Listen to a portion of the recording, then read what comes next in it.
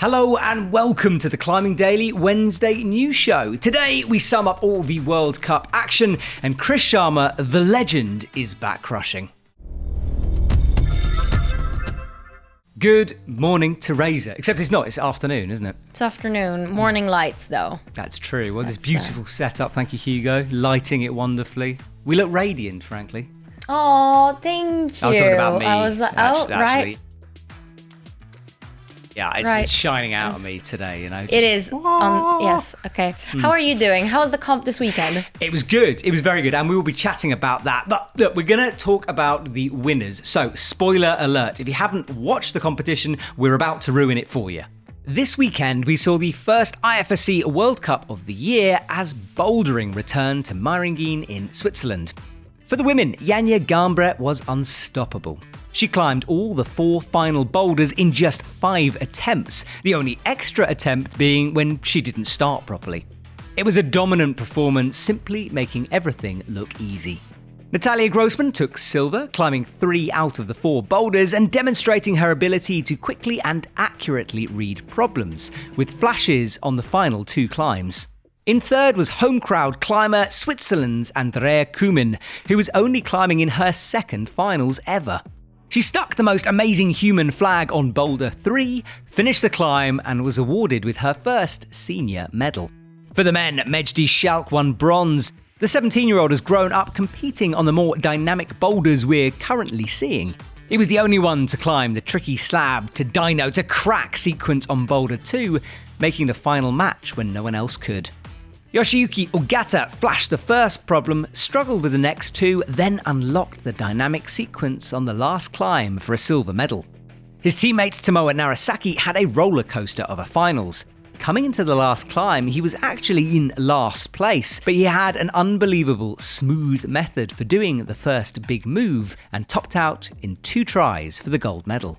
First comp of the season and a couple of things to unravel. Things are definitely different than the last years. Yes. So first of all, the commentary and like where to see it, where to watch it, that was a whole thing.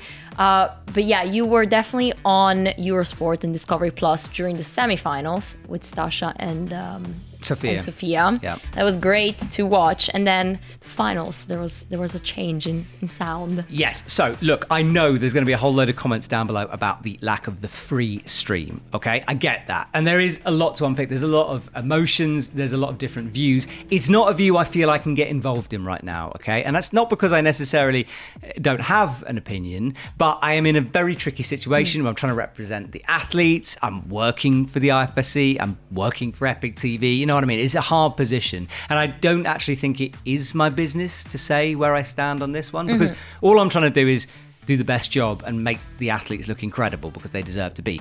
But you're right about the voice in the final. It wasn't our voice. It was a decision made actually by the Eurosport guys because of the communication difficulties with ad breaks and stuff like that.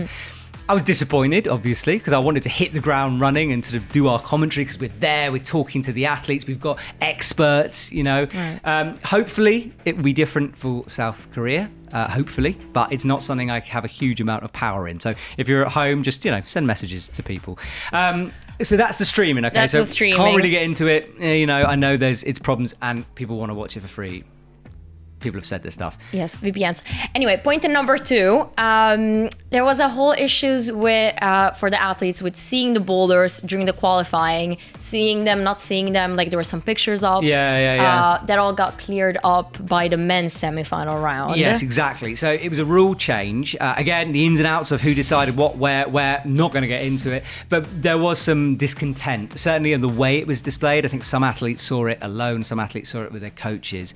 Anyway, there was a consultation and it got removed for the men's semi-final. So the men's semi-final went back to the normal system of completely on-site climbing.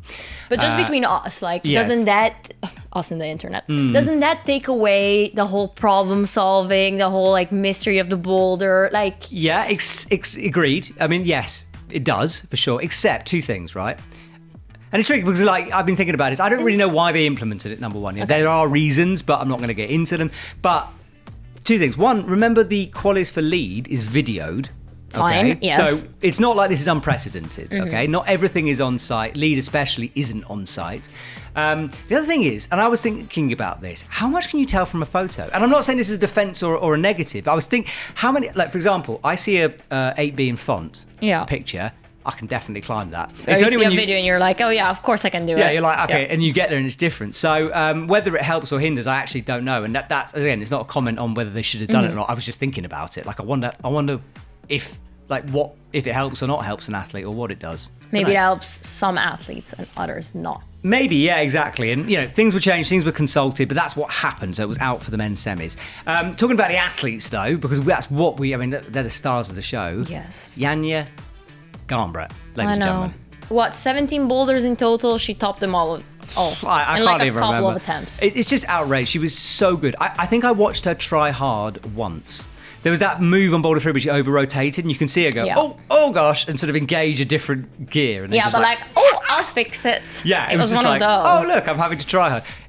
And that's no disrespect for the other athletes, but she seems to be on a different kind of level. But she said in the interview that this could be her last Boulder World Cup of the season. That's sad if it happens. The thing is that we don't see her climbing that much anyway. During the bouldering rounds, you know, she comes out, she does it, and she goes away. But I guess that will kind of give a more like level playing field. Why do you think she's moving away? Because you had a theory, didn't you? Yes. Can I say it out loud? Yes, maybe. Yeah. Well, she already clean sweeped the bouldering season. Like, she's done that. You know, she needs to set, I feel maybe she needs to set out challenges for herself. Yeah. Because she is just on another level. And it's not being disrespectful to other climbers. Like, it's quite obvious. So what if she's trying to, you know, clean sweep a lead season? Oh, so she's pulling back from the boulder so she can just concentrate. Oh, we know she's going to concentrate on the lead. She says that, right? But you think it could be that she wants the clean sweep, the double clean sweep. Yes. That was hard to say. 3 years apart. Sweep. Or she's actually concentrating on La Dura Dura. She could also just be wanting a chill. I mean, that woman has been working so hard, you know, like she's been to every comp, she's done maybe it's just time to not have a crazy season. Yeah, maybe. but then it's nice to win, and she can. It is nice to win. It is indeed. So that was Janja. The other women as well, incredible. Natalia Grossman, awesome. Oh, everyone. Andrea Kumin in front of her home crowd, the most outrageous human flag. That was awesome to see. Awesome. Men as well. Very different set of boulders for the men. Quite a dynamic, jumpy style. Run and jumps. Yeah. A lot of jumps. A lot of jumps. And it was interesting to commentate on because there wasn't a lot going on, and then Right. suddenly they'd unlock it, you know? It'd just be like fall. Oh my gosh, she's topping the boulder. Colin Duffy, we have got to talk about that because he did boulder number 3 times. Yes, in like 19 attempts in 19 total, attempts, 17, yeah. 19. Anyway, yeah, a lot of attempts, and then the only one to do it, wasn't he? He's just on another It form. was a starting problem, so he didn't start it properly, but the judges probably should have stopped him before he topped it out twice at least. Anyway, so he topped it out, they made the decision to call him back, he then did it again, they didn't call him back, so, but whatever, that man topped out a World Cup boulder 3 times in a row. And then had to climb another boulder again. Incredible. Tamoa, congratulations on that win. He's only 25. I always forget this. Didn't you know? No. Well, I did, but I've forgotten. You know, I feel he's been around forever. Yeah, exactly. He's been winning forever. Yeah. But yeah, I mean, he's peaking, really. at Speaking 25. now. Peaking, yeah. Not unexpected that he won though. No, not expected. He's always in the top favourites, isn't he? Yes. You know. Yes. And without Adam Ondra being there this year, the door was a bit open. So yeah, it was a great comp. I know there were a lot of problems. I'm not trying to like sugarcoat over them. I'm not doing that. You're also not responsible for them. I'm not responsible for no. Thank you for saying that. I mean, actually. Yeah, that is actually true. I'm just trying to speak and talk and represent. So thank you for watching, those of you who did. We'll see you at the next comp. South Korea. Right, moving on to some sport climbing news from Spain. The legend of Chris Sharma is back at it again, on sighting V for Vendetta, an 8C in Sirona, Spain. In the video he posted on Instagram, it's quite visible that it was a cold and windy day, creating the perfect conditions for descent. The route has a savage overhang, and the moves require a lot of core tension, and his finger strength is on full display. So after 13 years, Chris Sharma on-sighted an 8C again. Crazy. How? He's, you know, busy. He has like so many gyms to run, a family. Yeah. He's training as well for on-sighting 8C. I mean, he's probably still in that 9B level if he wanted to. Yeah, I'm sure he could if he wanted to. And he did say, well, because we've got some videos coming with him, because we're in Spain. And he was saying to me how this is the first time in a long time he's actually got a bit of space. Right. Time to go back to climbing because he's been doing TV shows, the gyms you mentioned. So yeah, let's see what Chris Sharma can do. Now he's got a bit of Sharma time. It's Sharma time. Okay, what's your next news story? I can't remember, I got too into my song. Bouldering. There's some bouldering news. As reported by 8a.nu, Toru Nakajima has repeated epitaph, an 8C, now plus, in Horai, Japan. When the boulder was first climbed by Dan Komiyada, it was 8C, but since then, several important holds have broken and changed. It's definitely much harder than the original due to the hold breakage, and Toru reckons it's more like 8C+. However, when he climbed it, another key crystal broke off, so time will tell if it's now impossible or maybe 9A. This kind of made me laugh. I mean, number one, it's incredible. Impossible or maybe 9A. Yeah, you know what I mean? Like, where does the point where the amount of holds fall off and you're like, okay, it's now 8C, 8C+, 9A, 9B. It's just a wall with no holes on. You know what I mean? Like, where's that point where it's just a wall? I don't know. I haven't seen it. Bit of a crumbly rock, but that is one of the hardest boulder ascents of the year so far. It is. And maybe that's it, though, for this boulder. It could be it. Right. And he says it's a shame because it's the classic, but it's the classic on crumbly rock. It's like if Burden of Dreams. I always say that. If Burden of Dreams was on like spongy rock and it just gradually got harder. Yeah. But it is an example that you should go and try your project soon because you never know what's permanent or not. Words of wisdom there for you. Did something happen to your project? No, I don't have. Do I have a project? Yeah, somebody like chipped the holds or made it smooth. Better not. I'd be so for that. Well, can you imagine you have like an 8A project, somebody chips something, you notice it but don't really... Well, someone's just following me around to annoy me by like breaking my projects. I wouldn't put it past someone.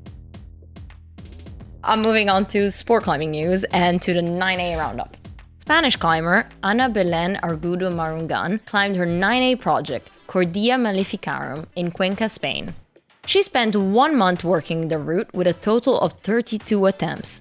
At only 20 years old, she's the third Spanish woman to break into the 9A grade. Christoph Rauch has done Walk the Line, a 9A in Zillertal. He describes it as a really challenging route and definitely being on the upper end of the grade. This is the third ascent after Jakob Schubert and Adam Ondra. Ana Belén gets her first 9A. That's pretty cool, especially because it took her 1 month, but it was a very dramatic month from the article on 8A because like somebody crashed into their van, they had to lend cars, they took the bus to go to the crag, like everything going on. But yeah, she managed to get this 9A done and she's working already on another one. Awesome. So 20 years old, you get 1 point on the 9A counter. True, yes, which we need to put together, don't we? We'll talk about that in a sec. Is that it for news? That is it for news. Right, yes. well. 9B counter. 9B counter.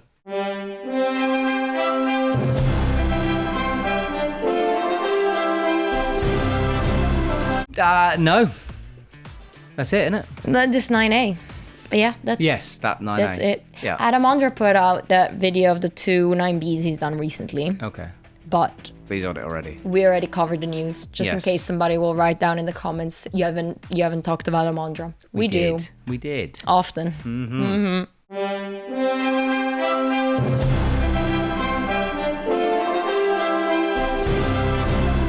Easter is here. There's bunnies frolicking in the grass. There's chocolate coming out of the bunnies. I don't know. I missed the exact... How's chocolate made? Out of bunny rabbits in Easter. No? No? Okay, Matt.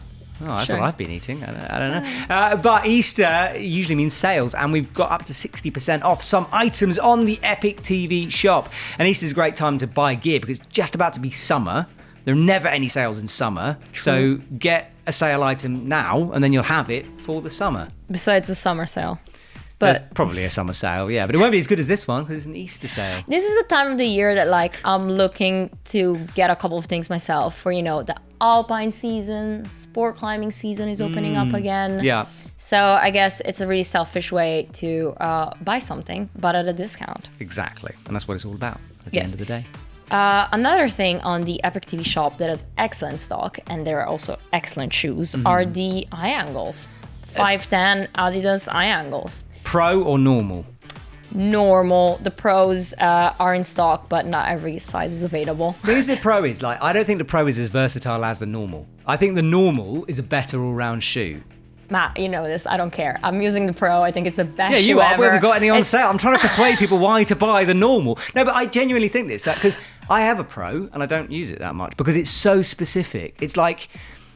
It doesn't go with your outfits, I agree. It's not that. But the white one goes with every outfit. Yeah, but you've got the women's shoe. I've got black or white, my choices. Yes, but this is the white one. But I do like the thing of the eye angle that it does have a point compared. That's what I mean. Like it's a bit stiff. It's got an edge. Like for me, for general, more all-roundy stuff, the high angle is better. But if you're more into indoors, I think the pro is the one to go for me. Indoors, everybody does use the high angle. That's not true. As well. Com climbers don't. A lot. Of this weekend there were a lot of swappings between the pro. Exactly. Normals. Yeah, there was a lot of swappings. Full stop. So many climbers had two shoes on. Stasher loads had flagship on one and then something else, the leopardy thing, the softer one on the other. Both flagships. Nope. Well, women's and men's. We're just discussing about shoes now. Sorry. She did have women's and men's, yeah, but also, as I said, softer and stiffer because she's a bit lighter for the men's version. Yes. Yes.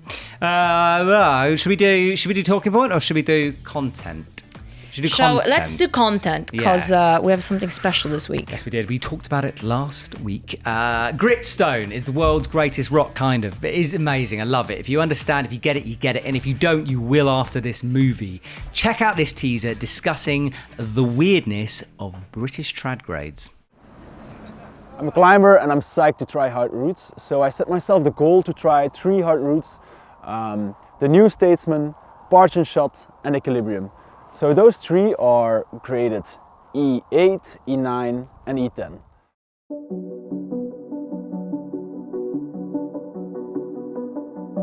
The other tricky thing with Gritstone is the grading.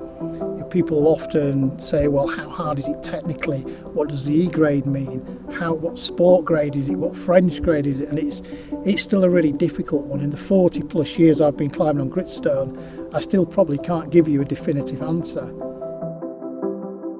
I think the E grade has evolved over the years. You know, it's extreme, so it was more extreme. And I guess being a solo would still be pretty extreme.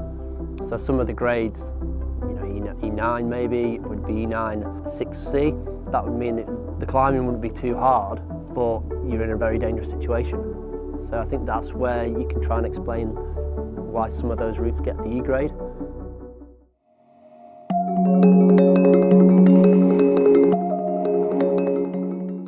What a film. I can't wait for that.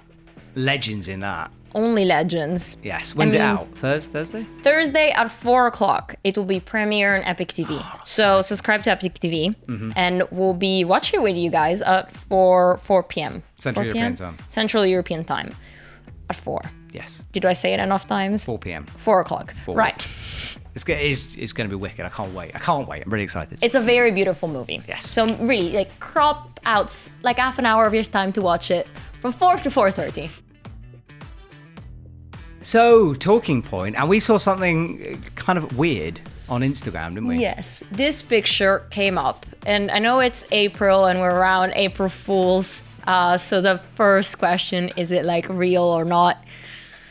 Let's assume it is. No, it is apparently. Like a couple of sources says it is. It happened. There is an auto belay hanging off on a crag in this picture. Right. Let's just put some context in here because it's not like someone's drilled an auto belay into the wall. What someone's done is installed a removable auto belay on the top of a bolt. Right. So they've gone along, they've placed it on the bolt, and presumably they're using it for guiding or helping groups or all the rest. Okay. Yeah. Now, the original Instagram page that showed this don't really want to be talked about, so we're not going to. But the picture's around everyone. We've had lots of comments about people dropping us, so we are going to talk about the picture. Okay. It's obviously a bit of an eyesore sticking an auto belay on, okay? Yes. It's this gym thing indoors. If I'm going to build, here's devil advocate, okay? I'm going to play it. You can debate the other side. I'm going to debate. I don't necessarily believe in this, but here, I'm going to debate this. You ready?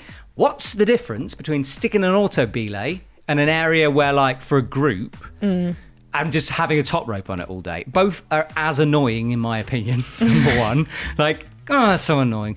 I have nothing against groups learning how to climb at crags. You just have to pick your routes. Don't pick something that everyone wants to climb. Find somewhere else, a bit that's less frequented by other climbers if you're a group, the normal etiquette going on. But there's a bit of kickback from guides about this, isn't there? Yeah, the real issue isn't the auto belay there. Like you said, it's more or less like putting up a top rope, a very expensive top rope, because noisy. Those boxes. Sorry, I'm playing devil advocate. I'll shut up. I'm not gonna. Those boxes are like expensive.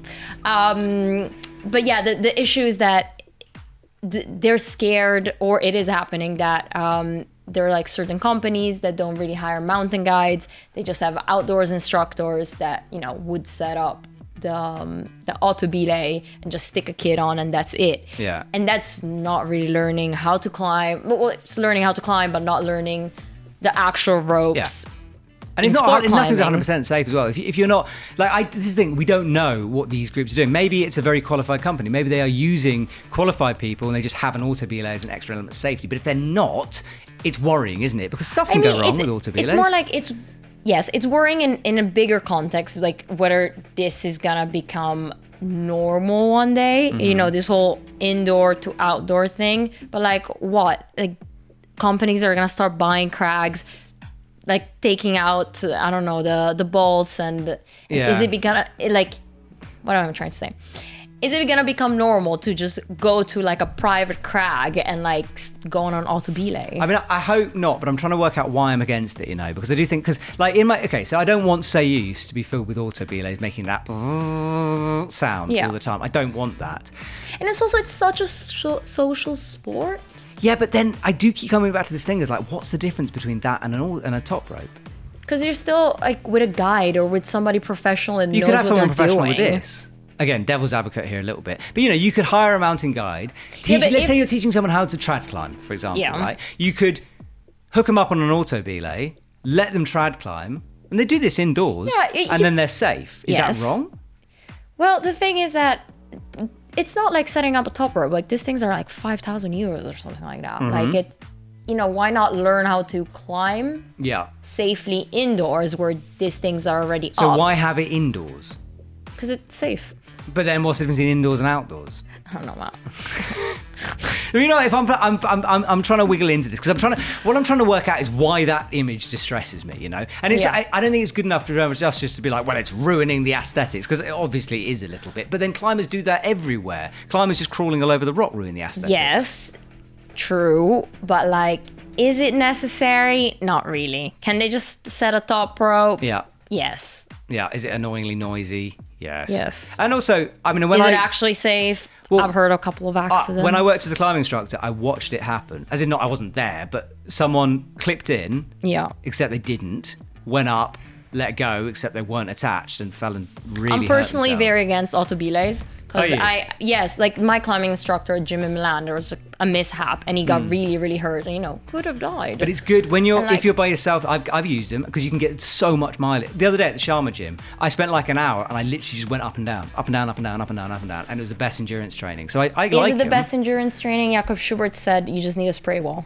Yes, but Jakob Schubert's Jakob Schubert. If you're a normal human being, my point is you can get a lot done if you haven't got a climbing partner. Yeah. Which I quite like. So I've got nothing against them indoors. I really don't. As long as you've used them properly. But outdoors... Outdoors, it just might take away, the job of a professional mountain guide. Yes, which would be obviously a huge shame. Oh, that was a very long discussion. That was more of a debate. We debated. Yes, I had to do those. I don't like them. I don't like conflict. I love it. I don't like conflict. You know, I used to have so much fun. I always give in. I'm like, yeah, whatever makes you happy. Oh no, I used to love arguing the wrong point of view. Take an impossible thing to argue and try to argue it. Love that. I don't know what we're yelling about. Live Anyway, and let live. Live and let live. Let's do comment of the week, and we have a song, and it's rather lovely.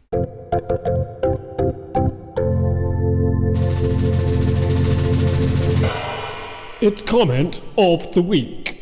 That was from Lynn. Literally in the email it says, AKA Big Daddy G. Lynn Big Daddy. You're Big You're G. You're Whoa, G. That was gonna go wrong. Whoa, you don't want to say that. Rein that thought in. What's your comment before this gets inappropriate? Have you got one? I've got one. It's fine, Flo. We'll cut it out. No, we won't. So the first one, my one, is from Patrick Connor. And it says, flutter in your heart, really? It's the flutter in your underwear. That's the problem. He's talking about scary trad routes. I said it with flutter your heart. He's talking about fluttering in different areas, having a little cheeky accident. Yeah, but does that really happen? I feel it's another thing to think about. I have seen a video of this happening. I can't remember where it is, but a bloke was really hungover and he was stuck in a crack. Number two. He was stuck in a crack. He got his knee jammed, he was incredibly hungover, and he had a little moment whilst they were trying to rescue him. It was hilarious. It's very funny. Oh. Have you never experienced this, T? I don't trad climb. Really? Because I was told that it happened last week. No? Must have been a rumour. I don't trad climb. Yeah. Oh, yesterday's video. Right. Oh, no, I wasn't talking about that. I was just making it up. What are you talking about? Did it happen? Yesterday oh, on Climbing Daily. Yes. You there was had a number two. trad climb that I tried to climb on top rope that was really difficult. So links down below to that Vibram part 3 video. But just to confirm, no, I just you got didn't really have a scared. flutter in the underwear? No, of course not. Right, good. No, Sorry, I'm a it just lady. sounded like you had for a sec. I was worried. Okay. My comment is from Team Andrews. Not Tim. Not Team. Tim. Like Timothy. Yeah. Anyway, Tim Andrews wrote, 25 meters is about 5 London double-deck buses high. I'd wear a shirt if I was climbing that, easier for them to gather up the bits. Sorry, I'm so blind, that took a while. Then that's still about the fall. How much is a 25-meter fall? Which fall? The one on Lexicon. Oh, okay. That's 25 meters long. Okay. So imagine 5. Oh, yeah, because I was saying I couldn't picture how far 25 metres was. Yeah, 5 Okay. double-deckers. So 5 times 5. That's a lot of double-deckers. Is it 5 meters tall, a double-deck bus?